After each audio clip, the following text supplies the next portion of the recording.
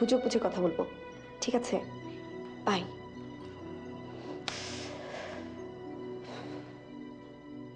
শান্ত, লেখাপড়াটা এবার শেষ কর। এমএ পাস পার দেওয়া আর বিএ পাস করা একই কথা। ভাগ্নে, তুমি পরীক্ষার জন্য ফর্মটা ফিল আপ করে ফেলো। পাস করাবার দায়িত্ব আমার। মামা আমি ঠিক বুঝলাম না। আরে টাকায় বাঘের দাঁত পেলে? তোমার তো একটা সার্টিফিকেট, সে আমি যেমন করি হোক কিনে আনবোই আনবো। কি বললে? সার্টিফিকেট কিনে আনবে? জি বেয়ান সাহেব, এত অবাক হচ্ছেন কেন? টাকায় যখন সবকিছু পাওয়া যায় তাহলে সার্টিফিকেটও পাওয়া যাবে। ভাগ্নের আম্মু মানে আমার সুরমা বোনের তো ডলারের অভাব নেই। শমশের, বেশি কথা বলাটা দোষের না, কিন্তু ফালতু কথা বলাটা খুবই অন্যায়। তুমি লেখাপড়া জানা মানুষ, কি করে এরকম মূর্খের মতো কথা বলছো? হ্যাঁ, তুমি ওর মামা, কোথাও ওকে সৎ উপদেশ দেবে, তা না এইসব জাল জোচ্চুরি এইসব কথা শেখাচ্ছ? ফুপু, তুমি কি ভাবছো আমি শমশের মামার কথা বিশ্বাস করেছি? মোটেই না। মামা কথার কথা কত কিছুই তো বলেন। আমি কখনো এসব বিশ্বাস করে ইন্সপায়ার্ড হই না। ঠিক বলেছো ভাগ্নে। বেয়ান সাহেবা, আমি একটা কথার কথা বলেছিলাম আর কি। লেখাপড়া করবে, পরীক্ষা দেবে, ফল বেরোবে, সার্টিফিকেট পাবে। নিয়মের কথা বলো আমার সামনে, এসব অনিয়মের কথা আমাকে বলবে না। ফুপু, এমনিতেই আমার ব্রেক অফ স্টাডি হয়ে গেছে, আমি আর পড়া কন্টিনিউ করতে পারবো না। কথা শোনো ছেলে, হ্যাঁ? বাবা মা এত কষ্ট করে হাজার হাজার টাকা পাঠাচ্ছে, অভাব নেই অনটন নেই, আর উনি পড়াশোনা করবেন না, বিদেশে যেতে বলে তাও যাবে না। বাবা মায়ের একমাত্র সন্তান হলে একটু বেখালি হবে। শমশের, আবার তুমি একটা ফালতু কথা বলবে। বয়স হয়েছে, এখন থেকে ওজন রেখে কথা বলা শেখো। আম্মা, অনেক রাত হয়েছে, টেবিলে খাবার দিব। যাও, খাওয়া লাগাও। মামা, আপনি যে বেগুন ভর্তা করতে গেছিলেন, আজকে বাজার থেকে বেগুন আনে নাই, কালকে আনলে বেগুন ভর্তা করে দেব। তোমাকে বললাম না খাওয়া লাগাতে? হ্যাঁ, যে যাইতাছি। এইদিকে আমাকে ভর্তা বানাচ্ছে, উনি আছেন ওনার বেগুন ভর্তা নিয়ে।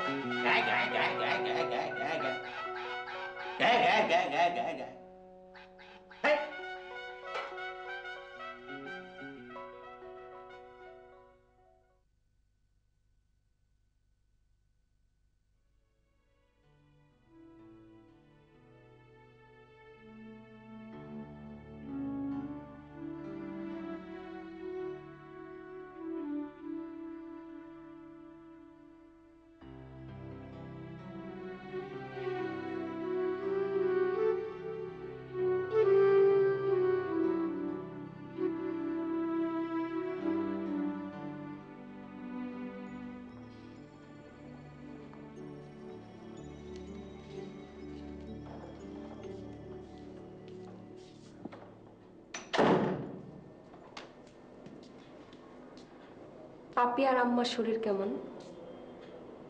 আগের মতোই।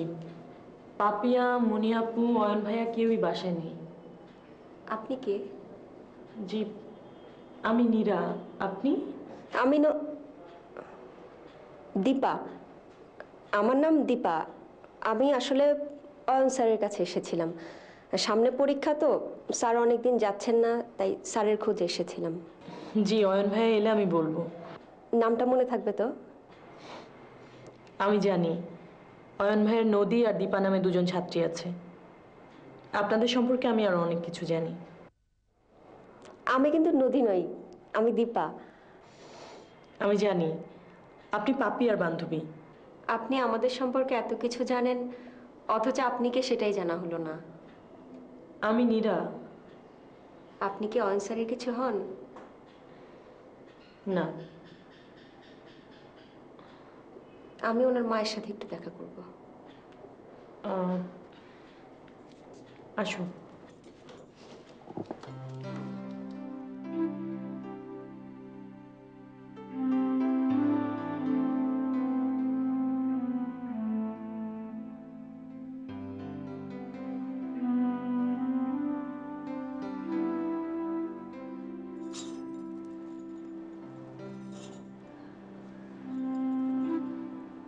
চলি।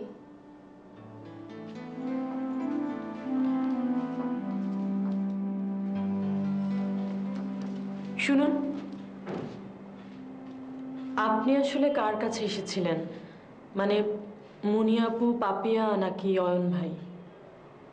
আমি খালাম্মাকে দেখতে এসেছিলাম।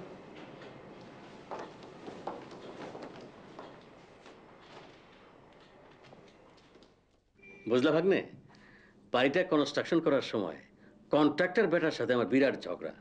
বেটা ভেবেছিল বাড়ির মালিক বিদেশে থাকে, বুড়ো বোন দেখাশোনা করবে, আর তুমি তো বাচ্চা ছেলে, কিছুই বুঝবে না। এই সুযোগে সে 7-5 বুঝিয়ে টাকা ইধার উধার করবে। বাট আমার হচ্ছে শকুনের চোখ, হ্যাঁ, একটা পয়সা এদিক ওদিক করবে তার উপায় ছিল না।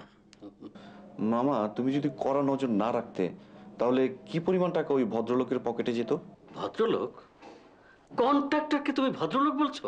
ওই বেটা তো একটা অভদ্র। আচ্ছা ঠিক আছে, কিন্তু ভদ্রলোক মাসে কত টাকা তার অ্যাকাউন্টে সেভ করতো? এই ধরো, প্রতি লাখে 25%, না না না না, প্রতি 50,000-এ 20%, না না সেটাও না, এই প্রতি এই এই প্রতি লাখে 15-20 হাজার। কোনটা ঠিক?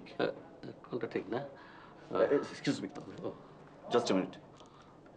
হ্যালো, শান্তা চৌধুরী বলছেন? বলছি। আমি আমেরিকা থেকে এসেছি, ন্যান্সি। গতকালই এসেছি। আপনার বাবা আর আমার বাবা ফ্রেন্ড। আন্টি আমাকে ফোন নাম্বার দিয়েছে আপনার সঙ্গে কথা বলার জন্য। বাবা কই? আব্বু আম্মুর সাথে তো কথা হলো, কিন্তু আপনার কথা তো কিছু বলেনি। আমার কথা কিছুই বলেনি? না। শুনেছি আপনি আমেরিকা যেতে চান না, কেন? জি, আমার এদেশেই ভালো লাগে। এই কে? এক মিনিট, আব্বুর বন্ধুর মেয়ে আমেরিকা থেকে এসেছে। আব্বু মনে কি আমার ফোন নাম্বার দিয়েছে। তোমার কথা শেষ হলে আমাকে দেবে। তুমি কি করবে? আরে আপা দুলাভাইয়ের কুশলতে জিজ্ঞেস করতে। ঠিক আছে, জি বলুন। যা বলেছিলেন, আপনি বলেছিলেন আপনার এই দেশে ভালো লাগে, কেন? ভালো লাগে, কারণ আছে তাই ভালো লাগে। আপনার বাবা মা ওখানে, অথচ আপনি দেশে, তাদের আপনি মিস করেন না? তাদের কাছে আপনার চলে যাওয়া উচিত। আগে করতাম, কিন্তু এখন অভ্যেস হয়ে গেছে। আচ্ছা, আপনার নামটা যেন কি বললেন? ন্যান্সি। ন্যান্সি? আসলে আমি বুঝতে পারছি না আপনি কে। আপনাদের বাড়ির অ্যাড্রেসও কিন্তু আমি জানি। আঙ্কেল বলেছেন আপনাকে ছাড়া তার খুব খারাপ লাগে। আন্টিও প্রায় কান্নাকাটি করেন। তাদের বিশ্বাস আপনি একদিন ঠিকই আমেরিকা যাবেন। সে যাক, আপনি কিন্তু এখনো বলেননি আপনি কেন এদেশে থাকতে চান। তাহলে কি এমন কেউ আছে?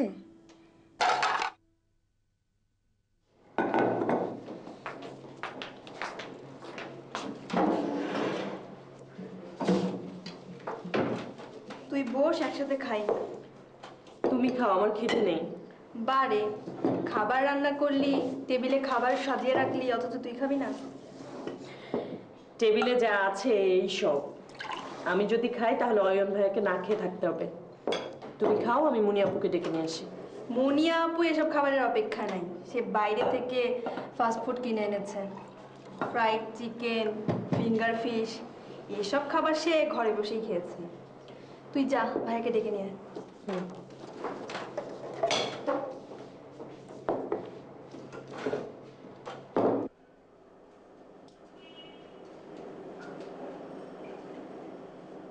অয়ন ভাই ঘুমাচ্ছ? না। খাবে, এসো।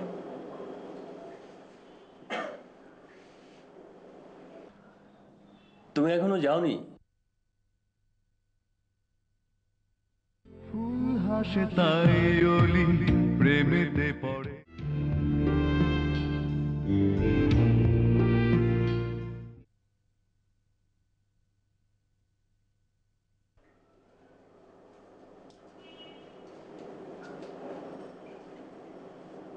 অয়ন ভাই ঘুমাচ্ছ? না, খাবে এসো।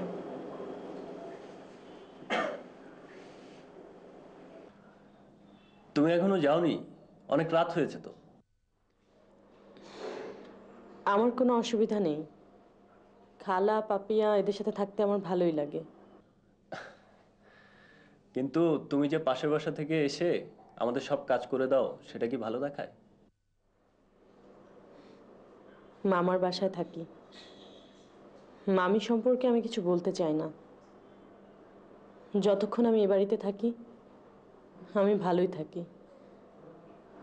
জানি এভাবে আসা যাওয়া আমার একদমই ঠিক না, তবু চলো।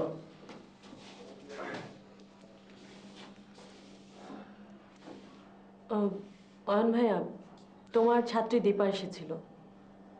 দীপা? কদিন পড়াতে যাচ্ছ না, অস্থির হয়ে বাড়ি পর্যন্ত চলে এসেছে। অথচ তোমার মুখে শুনেছি দীপা খুব ফাঁকিবাজ টাইপের ছাত্রী। কখন এসেছিল? তুমি, মুনিয়াপু, পাপিয়া তখন কেউই বাসায় ছিল না। তোমাকে না পেয়ে বেশ হতাশ হয়েছে। কিন্তু দীপার তো আসার কথা না। ও পাপিয়ার কাছে এসেছিল মনে হয়।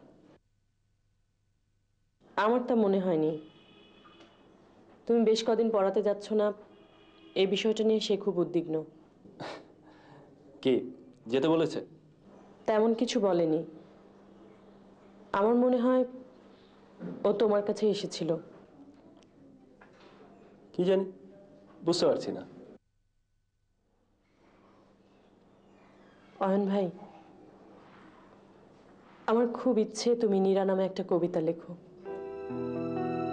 কিন্তু কবিতার ওই মেয়েটা একদম আমার মতো হবে না। ওই মেয়েটা হবে দীপার মতো সুন্দরী, ধনী, সুখী একটা মেয়ে। এমন একটা মেয়ের কথা থাকবে ওই কবিতায়।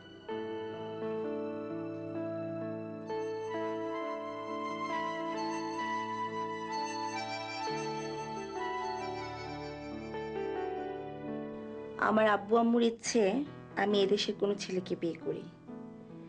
আমি এদেশে আসার আগে আমার আব্বু আম্মু এবং আপনার আব্বু আম্মুর মধ্যে কথা হয়েছে। আমার আব্বু আম্মু আমাকে বলে দিয়েছে আপনাকে যেন দেখে বুঝে। আমাকে আপনি কি বুঝবেন? আর তাছাড়া একটা মানুষের সঙ্গে ফোনে কথা বলেই কি তাকে বোঝা যায়? No, never. ন্যান্সি, আপনি আমাকে আর ফোন করবেন না। আমি আব্বু আম্মুর সঙ্গে যোগাযোগ করে আমি আপনাকে ফোন করব। আমি আপনার নাম্বারটা স্টোর করে রাখছি। ওকে, বাই। দেখেছো মামা, আব্বু আম্মুর কাণ্ড দেখেছো? আমাকে না জানিয়ে ন্যান্সি না ফ্যান্সি নামে একটা মেয়েকে ফোন নাম্বার দিয়েছে, আর সে আমাকে কি সব বলছে। বিয়ে শাদীর বিষয় মনে হচ্ছে। নো, আপাদুল্লাহ বাইরে ঠিক করছেন না। আমেরিকায় ফেরত একটি মেয়ে, হ্যাঁ, লজ্জা শরম কম মনে হচ্ছে? নিজের বিয়ে শাদীর কথা নিজেই বলছে। স্ট্রেঞ্জ। আরে স্টেজে কেন যাচ্ছি না, রীতিমতো জেরা শুরু করে দিয়েছে।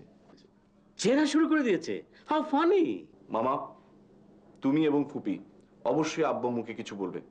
আমি দুটো কথা তোমাদেরকে সাফ জানিয়ে দিচ্ছি। এক, আমি এদেশ ছেড়ে কখনোই আমেরিকায় পার্মানেন্টলি থাকতে যাব না। দুই, আমি এদেশের মেয়ে এবং আমার পছন্দের মেয়েকে বিয়ে করব। That is final. Okay, that is right and that is final.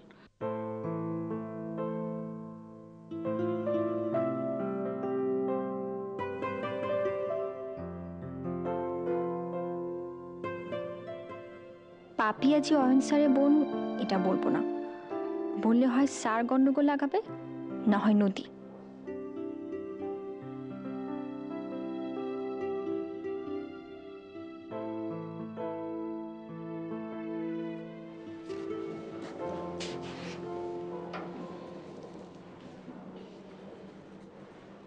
কি কিছু বলবি? ভাইয়া, আমার একটা ফ্রেন্ড আছে, নাম পাপিয়া। দেখতে বেশ সুন্দর, স্মার্ট, আমার সাথেই পড়ে। ওর বাবা নেই, মাও ভীষণ অসুস্থ। বড় ভাই আছে, তেমন কিছুই করে না।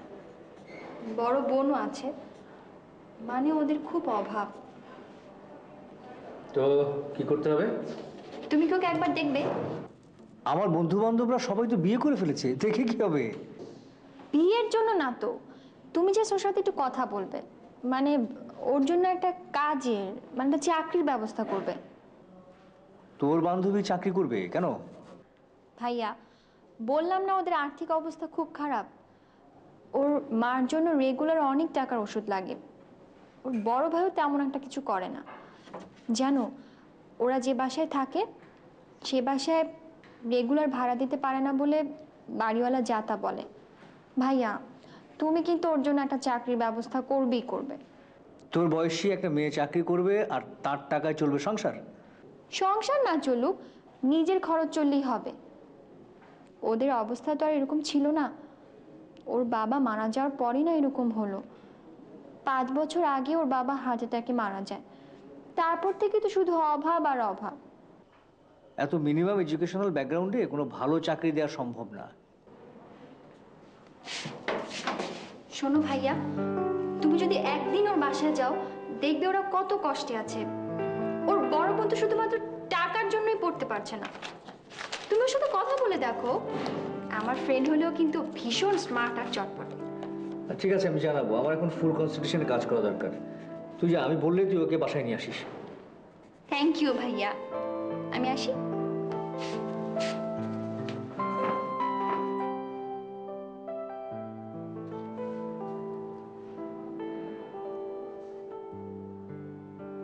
আমার অফিসে তো পিএস এর পোস্টটা খালি আছে,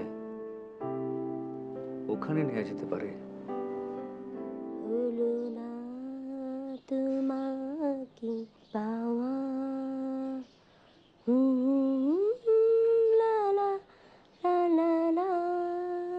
আপা, কি হচ্ছে? হঠাৎ সূচিকর্ম করছো? অনেকদিন করি না তো, প্র্যাকটিস করছি। হচ্ছে না, দেখ কতবার শুয়ের খোঁচা লেগেছে। দেখি কি দরকার তোমার এসব করার? তোর দুলাভাইকে ভাবছি একটা পাঞ্জাবি উপহার দেব। আগামী মাসে আমাদের দ্বিতীয় বিবাহ বার্ষিকী পূর্ণ হইবে। নিজ হাতে আমি পাঞ্জাবিটা উপহার দেব। 3 রকম সুতা দেব আর ফুল আর লতা পাতা দেব। কেমন হবে বলতো? খুবই ভালো হবে আপা, তুমি সেলাই করতে থাকো। রেডিমেড পাঞ্জাবি আমার একটুকু ভালো লাগে না, বুঝলি? ভাবছি নিজেই তৈরি করে দেব। খুশি হবে না তোর দুলাভাই? যা যা যা।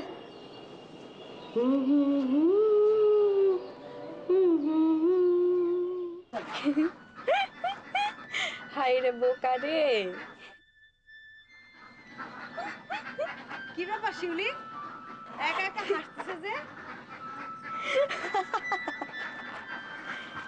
আল্লাহ রে, কি হয়েছে হাসতেছে যে? মামি, কলেজে গিয়েছিলাম সার্টিফিকেট তুলতে, আমার 2 বান্ধবীর সাথে দেখা। আবার হাসে, বলো না কি হয়েছে? ওদের ধারণা আমি ঢাকায় পড়তে যাচ্ছি না, যাচ্ছি বিয়ে করতে। আমি যতবারই বলি ওরা বিশ্বাসই করে না। দেখো না, দুজন মিলে আমার হবু বরকে এটা গিফট করেছে। একজন তো কাঁদতে কাঁদতে শেষ। আমি যত বলি ওরা ভাবছে আমি অভিনয় করছি, বিশ্বাসই করে না। আরেকজন কি করেছে জানো? আমার হবু বরকে বলেছে বিয়ের পর পরই আমাদের বাসায় দাওয়াত খেতে নিয়ে আসবি। বলো, বেশ দামি ঘড়ি মনে হচ্ছে কিন্তু। হ্যাঁ, কুয়েত থেকে আনা। আমার যে সুমনা বান্ধবী, ওর দুলাভাই থাকে কুয়েতে, কুয়েত থেকে এনে দিয়েছে। আচ্ছা মামি বলো তো, আমি এই ঘড়ি দিয়ে এখন কি করব? আমি এখন বর পাবো? ওমা, কেন? রেখে দাও, যখন বিয়ে হবে তখন জামাইকে দিও। ওরে আমার কপাল, কবে জামাই হবে কবে বিয়ে হবে ততদিন এই ঘড়ি ঘড়ি থাকবে? ঘড়ি থাকবে না, ঘোড়া থাকবে। শোনো শোনো, এক কাজ করো, ঘড়িটা বেশ দামি মনে হচ্ছে, তুমি বিক্রি করে দাও, ভালো টাকা পাবে। এখন তো তোমার ঘড়ির দরকার নেই, টাকাটা তোমার বেশি কাজে লাগবে। না থাক, স্মৃতি হয়ে থাকবে। জানো, সুমনা যখন এটা আমাকে দিয়েছিল ও খুব কান্নাকাটি করছিল। আমি যদিও হাসছিলাম, ওদের দুজনের মন খুব খারাপ ছিল। আমার জন্য ওদের খুব মায়া। আমি যখন ঢাকায় যাব এটা বারবার দেখব, তখন আমার ওদের কথা মনে হবে, ওদের ভালোবাসার কথা মনে হবে। মামি, ভালোবাসা চোখে দেখা যায় না, কিন্তু কিছু স্মৃতি থাকে যা ভালোবাসাকে অনুভব করতে শেখায়। এটা সেরকম।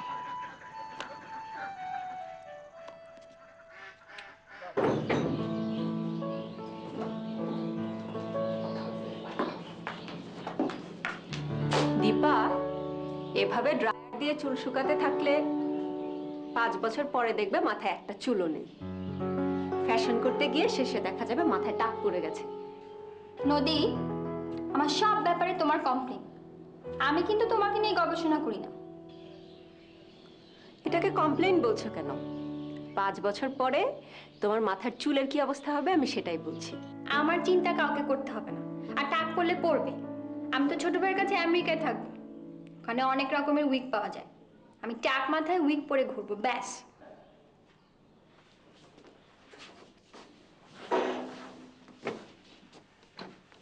আচ্ছা দীপা, স্যার যে আসছেন না, কই তুমি তো কিছু বলছো না। ও নিয়ে আমার কোনো মাথা ব্যথা নেই। আচ্ছা, আমি অথবা তুমি কি স্যারের বাসায় যাব? দেখো, অয়ন স্যারের বাসায় যেতে কিন্তু আমার কোনো সমস্যা নেই, কিন্তু পাপিয়া যেহেতু স্যারের বোন, আমি যাব না। কারণ ও তো যেতে বলে না, যেতে চাইলেই অ্যাভয়েড করে। আমি জানি ওদের বাসা তো অতটা সুন্দর না, তাই ওটা কমপ্লেক্সে থাকে। আমাকে দেখলে ও অ্যাবসেন্ট হতে পারে, ওকে আমি বিব্রত করতে চাই না। তাহলে কি আমি যাব? সেটা তোমার ইচ্ছে।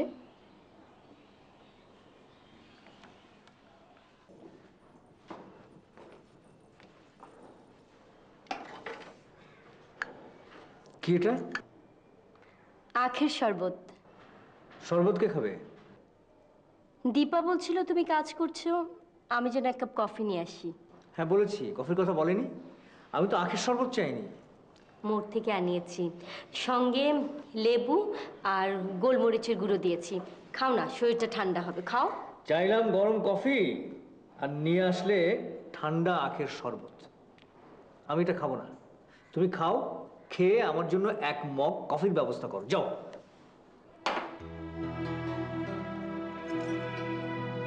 শিহাব, তুমি সব সময় আমার বিরুদ্ধে চলো। তোমার এমন অভ্যেস হয়েছে যে আমি যা বলি, যা করি, তুমি কিছুতেই তা মানতে চাও না। দিদি, আমি তোমার হাজবেন্ড, এন্ট্রি পার্টি নই। সুতরাং বিরোধের প্রশ্ন আসছে কেন? নিজস্ব পছন্দ ভালো লাগাকে গুরুত্ব দিতে হলে অন্যের ভালো লাগা পছন্দকেও কিন্তু গুরুত্ব দিতে হয়। এই যেমন ধরো, তুমি জর্দা চুন দিয়ে পান খেয়ে মুখ দাঁত লাল করতে পছন্দ করো, ভালোবাসো। আমি কিন্তু ভালোবাসি, আমি তোমাকে বারণও করেছি, কিন্তু তুমি পান খাওয়া বন্ধ করোনি। ঠিক তেমনি কফি ছাড়া আমি কিছুতেই ভাবতে পারি না। অথচ যখনই আমি তোমার কাছে কফি চাই, তখন তুমি হয় লেবুর শরবত, না হয় দইয়ের লাচ্ছি, অথবা অন্য কিছু নিয়ে আসো। আর এখন তো আখের শরবত নিয়ে এলে। ঠিক আছে, আমি আর পান খাবো না। তুমি শরবতটা খেয়ে না, খাও। পান খাবো না বললাম তো। ঠিক আছে।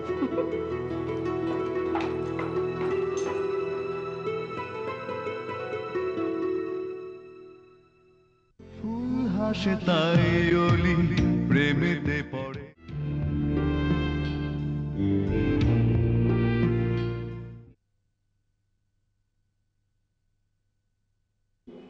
কফি ছাড়া আমি কিছুতেই ভাবতে পারি না।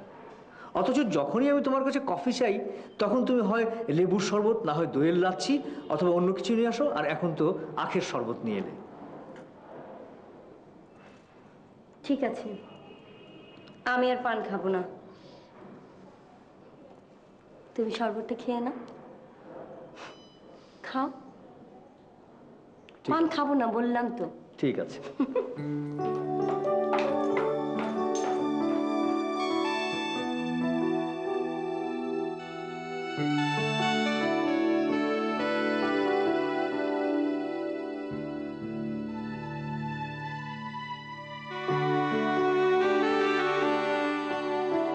মুনিয়াপা, খালার এই ওষুধগুলো শেষ হয়ে গেছে, কদিন ধরে দেয়া হচ্ছে না। কি? এই ওষুধগুলো শেষ হয়ে গেছে। ভাইকে বলেছিস? অয়ন ভাইয়ের কাছে টাকা নেই, থাকলে বলতে হতো না। এখন বললে লজ্জা পাবে। লজ্জা পাবেন? লজ্জা পান বলেই তো সারাক্ষণ পাপি আর আমার উপর নজরদারি। দে, সন্ধ্যায় ফেরার সময় ওষুধগুলো নিয়ে আসবো।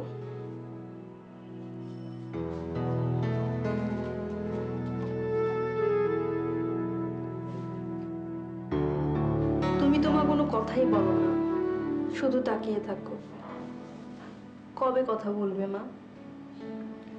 তুমি যদি মরে যাও আমাকেও সঙ্গে নিও, আমার আর বাঁচতে ইচ্ছে করে না মা।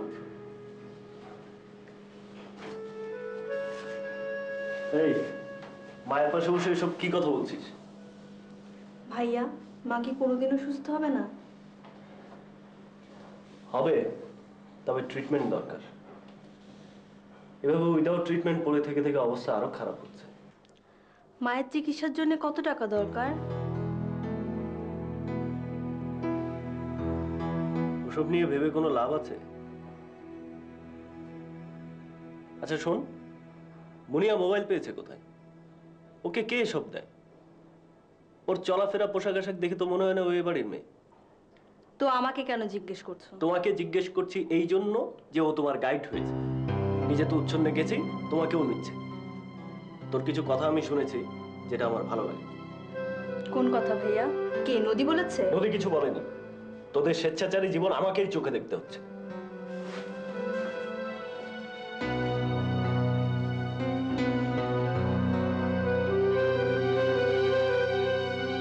ভাইয়া কি বললো?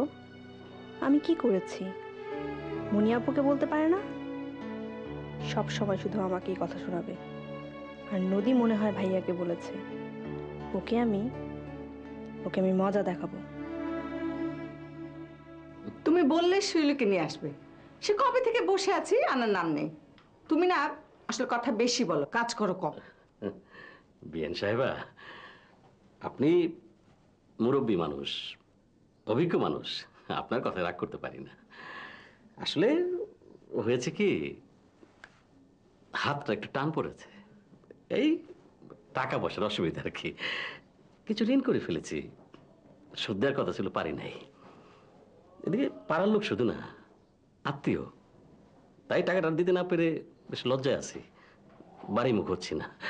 ওদিকে শিলু পথে বসে আছে, কবে যাবো, নিয়ে আসবো।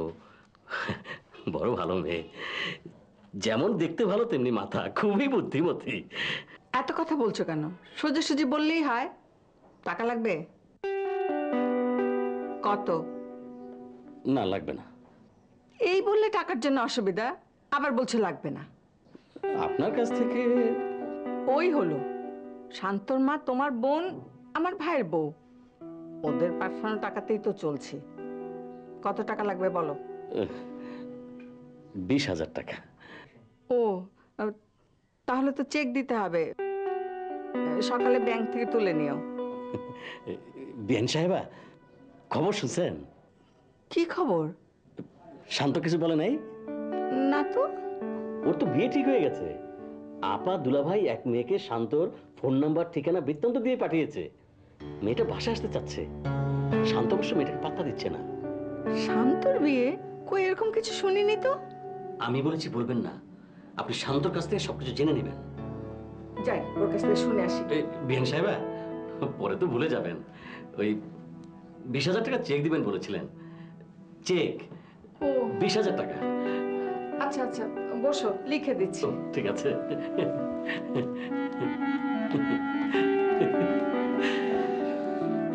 20,000 টাকা।